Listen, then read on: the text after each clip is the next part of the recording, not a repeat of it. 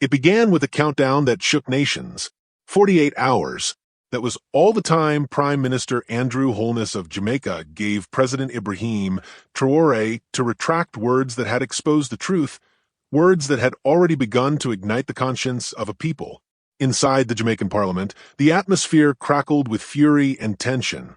Lawmakers slammed fists on polished tables, some shouting about national pride, others sitting in uneasy silence, knowing the speech carried a truth too long hidden. On national television, Holness's tone was cold, unyielding, demanding an apology or facing serious diplomatic consequences. But the streets of Kingston were stirring in a different rhythm. Whispers became conversations, conversations became chants. Videos of Traoré's speech traveled from phones to radios to public squares. He spoke not as a guest, but as a witness, someone unafraid to expose the decay of systems that prioritize wealth over dignity. He spoke of corruption, of hospitals crumbling, schools rotting, and young people denied opportunities, all veiled by polite signatures and bureaucratic contracts. And when the countdown reached its end, Traoré stood firm. He did not apologize. He did not bow. Sometimes history does not arrive politely. It crashes through doors, carried on the back of a single, dangerous truth. Stay with us, because this isn't just another story. It's the moment Africa speaks truth to power. Subscribe and witness the awakening of nations, led by voices who refuse to bow. On a humid afternoon in Kingston, the hall was packed beyond capacity. Journalists, civil society leaders, youth activists, and politicians filled every seat, their faces a mix of curiosity, apprehension, and anticipation. The stage was set for a routine diplomatic address, one filled with polite greetings, rehearsed lines, and carefully measured words. But Ibrahim Traoré, president of Burkina Faso, had other plans. When he stepped up to the microphone, there was no flourish, no fanfare. Just a man who carried the weight of truth. His eyes scanned the room, noting the polished tables, the portraits of past leaders, the silent tension among those who had long relied on power as their shield. Then he spoke, not as a foreign diplomat, not as a guest, but as a witness to the decay of systems that had betrayed ordinary people.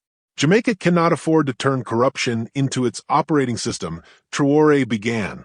Leadership is not a throne. It is a responsibility to the people. And when leaders trade that responsibility for personal wealth, they betray their nation's soul. The room fell silent. Some politicians shifted uncomfortably in their seats, frowning. A few, men who had occupied power for decades, rose and walked out. Traoré did not flinch. He went further. He spoke of hospitals crumbling, schools rotting, and young people drowning in unemployment. He spoke of contracts signed in secrecy, funds siphoned into foreign accounts, and a nation rich in culture slowly suffocating under leaders who confuse power with ownership. These weren't coded phrases or diplomatic niceties. These were punches delivered with precision. Outside the hall, cameras recorded every word. Phones began buzzing with recordings, quickly shared across the city. By the end of the speech, the truth had escaped the hall and entered homes, markets, universities, and workplaces. People listened and shared. They whispered, "Finally, someone says what we've known all along." Within hours, social media in Jamaica was flooded with clips of the speech.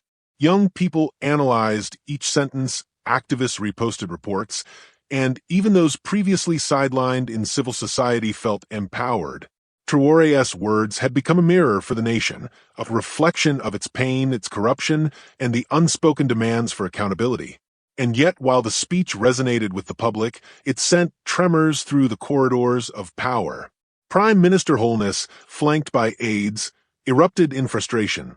What had been intended as a polite diplomatic visit had instead become a challenge, a confrontation with the very truth the government had long tried to obscure. Holness issued an ultimatum, 48 hours to apologize or face serious diplomatic consequences. But across Jamaica, the countdown had already begun, not for Traoré, but for the awakening of a nation. In this moment, Ibrahim Traoré became more than a visiting head of state. He became a catalyst, a spark that would ignite conversations, protests, and reflection across Jamaica. His speech was not an insult. It was a call to conscience, a reminder that leadership carries responsibility and that truth, once spoken, cannot be silenced. If you believe this is what Africa needed all along, say amen in the comments below. The day after Traoré's speech, the halls of Jamaican power were anything but calm. Prime Minister Andrew Holness stepped in front of cameras, his expression rigid, his voice sharpened with authority. This government will not allow any foreign leader to publicly malign the reputation of the Jamaican state, he declared. President Traoré must apologize within 48 hours or face the consequences. The ultimatum was simple, yet the tension beneath it was palpable. Inside Parliament, the atmosphere was electric. Ministers whispered behind closed doors, aides scrambled to draft talking points, and senior officials debated strategies to contain the fallout. Some advocated recalling Jamaica's ambassador to Burkina Faso. Others argued for a firmer public statement, condemning the speech as foreign aggression. The message from the top was clear: control the narrative, restore authority, and prevent embarrassment on the world stage. But the government underestimated the momentum that had already begun to build outside the marble walls. Traoré's words had resonated deeply with ordinary Jamaicans. Across Kingston, Montego Bay, and smaller towns, young people replayed clips on their phones, shared quotes on social media, and discussed the speech in university courtyards and markets. Civil society organizations, long sidelined or ignored, saw an opportunity to amplify their messages. Reports documenting corruption, ghost contracts, and mismanaged budgets were reshared, connecting Traoré's critique to lived realities. Frustration and fear rippled through the corridors of power. Leaked audio from a parliamentary meeting revealed ministers arguing fiercely. One voice shouted, "This isn't working. Every time we push back, we make him look stronger." Another replied bitterly, "Then what? Let him embarrass us on the world stage?" Even allies of Holness admitted privately that the allegations were not entirely untrue. The speech had pierced the veneer of invincibility that the government had relied upon for decades. Meanwhile, state-controlled media sought to frame Traoré as a provocateur. Editorials condemned the speech as disrespectful, cautioning that defiance could destabilize diplomatic relations. Yet the more the authorities attacked him, the more the people rallied behind him. Ordinary citizens, from taxi drivers to market vendors, began organizing public gatherings and chants. Placards read, "Apology won't build hospitals. Truth needs no permission." What began as a foreign challenge had become a reflection of domestic discontent, forcing Jamaicans to confront issues that had long been ignored. Underfunded schools, crumbling hospitals, and systemic corruption. The government's strategy of intimidation and narrative control was quickly losing traction. Holness's insistence on a formal apology inadvertently highlighted the very failures Traoré had denounced. Analysts watching from Africa and the Caribbean noted the unusual dynamics. A foreign president acting as a voice for citizens of another nation, prompting public accountability at home. In the process, Traoré became more than a diplomatic visitor. He became a symbol embodying integrity and courage that resonated across borders.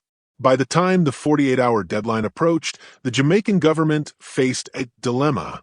Any further attempt to enforce the ultimatum risked amplifying public support for Traoré, while inaction would signal weakness. In both cases, the power balance had shifted. The people had begun to speak louder than the parliament. The streets, once silent under the weight of bureaucracy and fear, were alive with a chorus demanding truth, transparency, and accountability. If you believe that leaders must stand for truth even across borders, say amen in the comments below.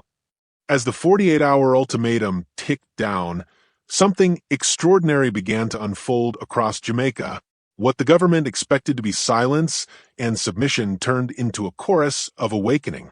From the crowded streets of Kingston to the bustling markets of Montego Bay, people began gathering, not to riot, but to assert their right to be heard. Students, market women, taxi drivers, and youth groups joined in coordinated chants and peaceful demonstrations carrying placards that read, "Apology won't build hospitals. Truth needs no permission. In neighborhoods, cafes, and university courtyards, Traoré's words echoed over and over.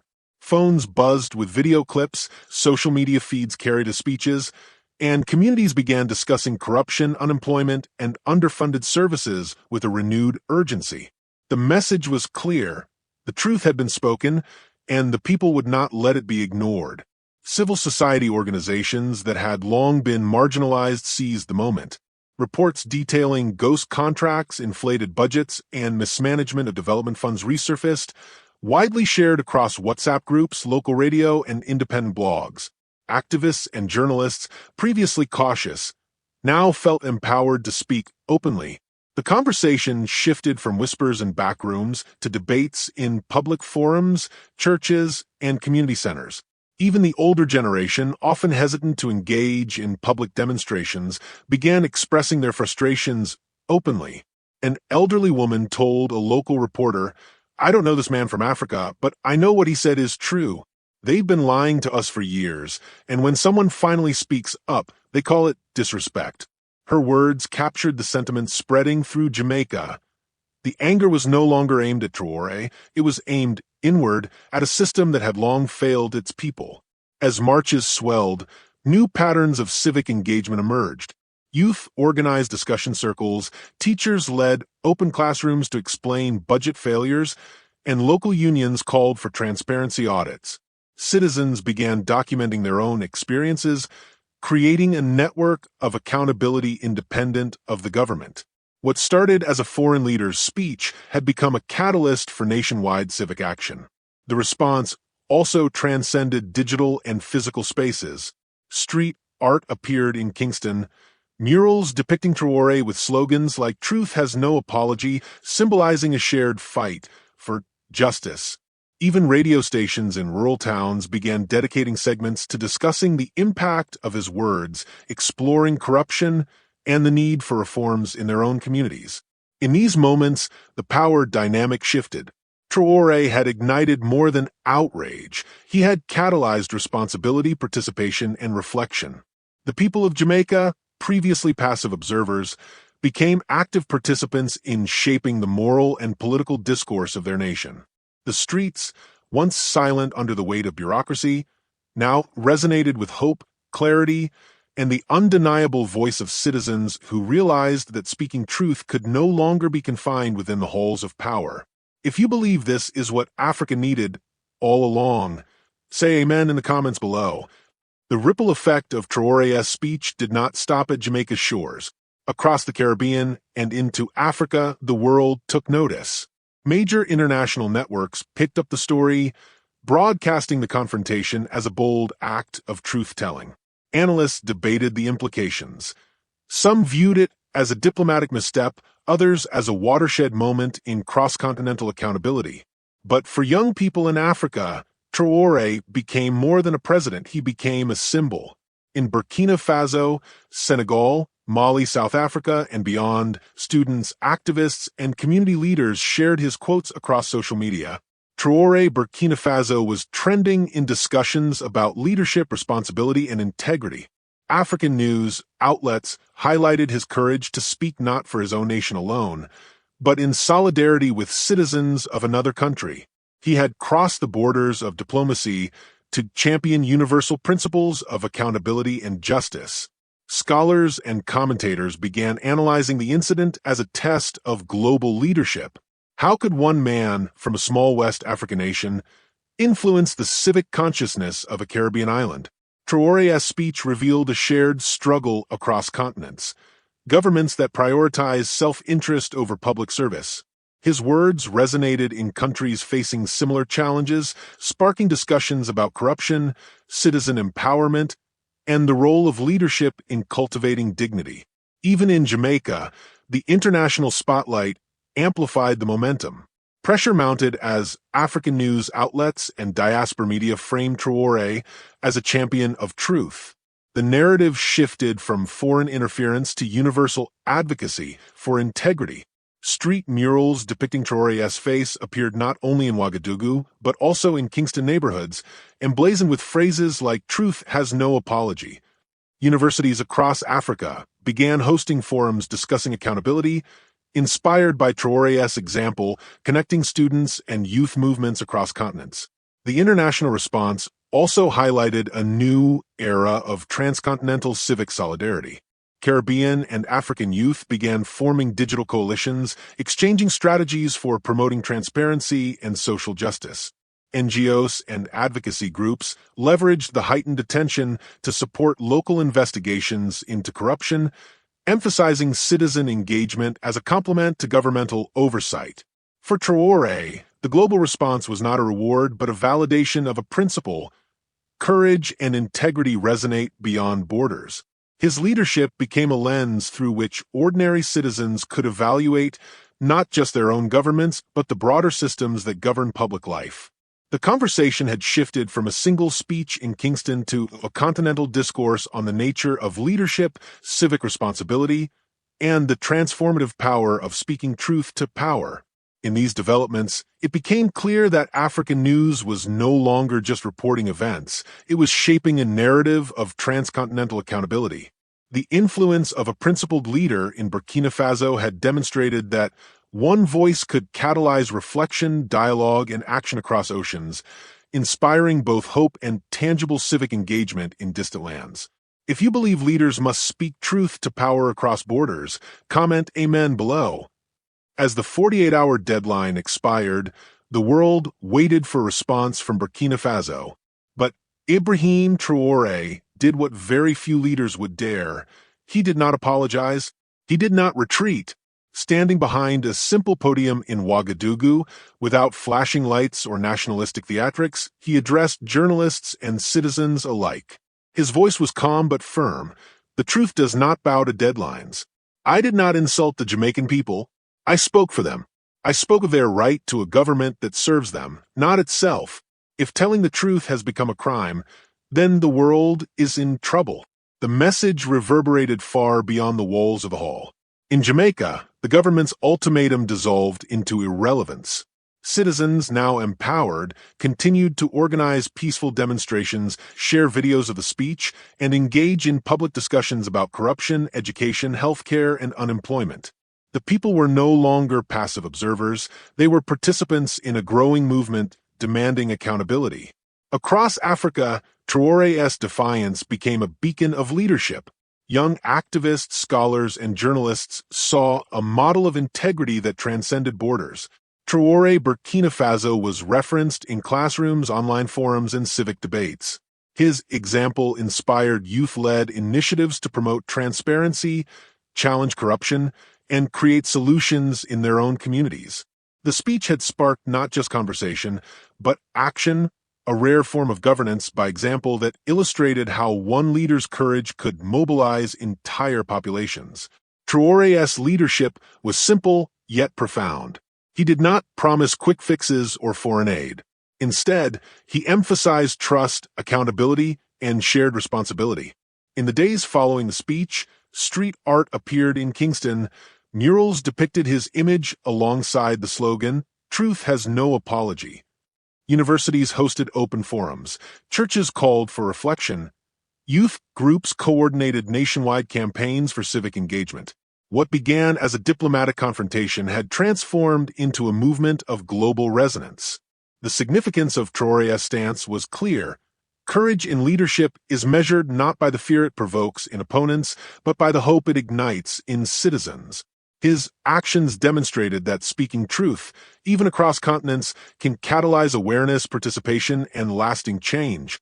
The ripple effect stretched from Ouagadougou to Kingston, from the streets to classrooms, from small neighborhoods to the international stage. In refusing to bow, Traoré reinforced a powerful lesson: accountability does not depend on geography. Leadership that aligns words with action can awaken civic consciousness, inspire integrity, and challenge entrenched systems. For the people of Jamaica, this foreign voice had ignited a domestic reckoning. For Africa and the diaspora, it had become a symbol of the kind of leadership long desired but rarely realized. If you believe leadership must be fearless and truthful, say Amen in the comments below. The 48-hour ultimatum may have expired, but its impact continues to echo. Ibrahim Traoré did not apologize, did not retract, and in doing so, he illuminated the truth that had long been hidden in Jamaica. Citizens saw reflected in his words the failures of their own government, corruption, mismanagement, and neglect. Traoré's courage transformed a diplomatic confrontation into a movement, empowering ordinary people to reclaim their voice, demand accountability, and envision a future where leadership serves the people, not personal interest. Across Africa, Traoré's actions have become a symbol of what leadership can and should be. From Burkina Faso to Senegal, Mali, and South Africa, youth leaders, activists, and scholars are discussing accountability, transparency, and civic responsibility with renewed vigor. His stand demonstrated that one leader, through truth and integrity, can ignite civic consciousness far beyond the borders of his own nation. Traore Burkina Faso has shown that courage transcends geography, that speaking truth can catalyze change in distant lands, and that ordinary people, once inspired, can reshape systems long thought immovable. In Jamaica, what began as whispers became chants, forums, and street movements. Universities hosted debates on governance. Churches encouraged reflection. Unions and civil society groups coordinated campaigns for transparency. The population realized that progress depends not on waiting for directives from above, but on taking responsibility from within. This was never just about a foreign leader speaking to another country. It was about a universal call for honesty, integrity, and shared responsibility. The lesson is clear. Ultimatums expire, but truth endures. Leadership is measured not by authority enforced, but by dignity inspired. Traoré's courage reminds us that standing with the people, speaking the truth, and refusing to bow are the foundations of transformative leadership. For Jamaica, Africa, and the world, this moment challenges us to ask, will we accept silence, or will we awaken to demand justice, integrity, and accountability? If this story moved something in your chest, don't scroll past. Like, share, speak, subscribe, because they hid our history long enough. Let's speak our future out loud.